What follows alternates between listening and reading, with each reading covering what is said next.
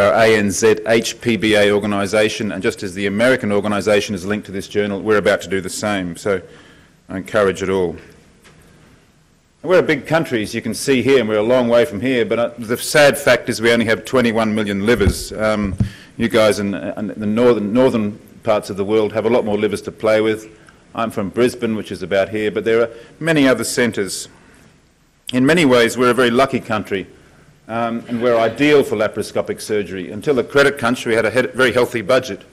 We've got lots of scans. Everyone, as you know, gets a scan. We have lots of surgical technology. We can buy as many staplers as we want. Our surgical registrars undergo solid training so that they're brave and can take on any obstacle. And until now, we don't have that much cirrhosis, although of course it is increasing. But in many ways, we're not ideal for laparoscopic liver surgery. There is an obesity epidemic. We're number 2 in the world behind the USA in obesity, although one could argue that the obese benefit more from laparoscopic surgery because the incision is less than it would need to be in a slim person, of course. And then we're burdened with oncologists like this guy at a party, and oncologists, of course, create troubles, I think, that perhaps is under-mentioned or has been so far, that a chemotherapy-affected liver is a much harder liver to deal with, and we know the morbidity increases with open surgery, but I think it's even more difficult to manage laparoscopically. This is just me doing this little sort of tunnel under the liver, which I still sometimes try and do. You can't do it in all patients. It's a vena cava, the right vein being divided without mobilising the left lobe, so allowing an anterior approach. I've tried the Belghiti sling after doing this. I find you pull the liver up into your field of view too much, and you're better off to leave it sit back.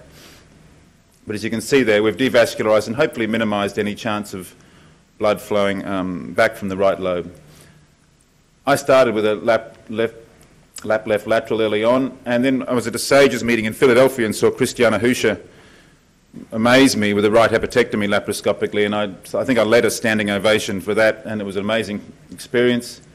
And we've continued on, sort of with intermittent enthusiasm, you might say, with 3 other colleagues.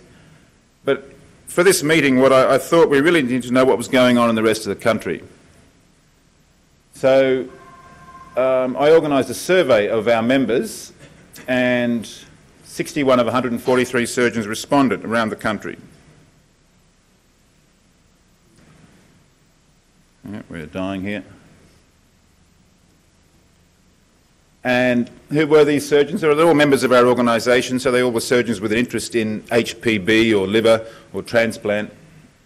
And 80% of them performed regularly more than 10 livers per year, and 90% were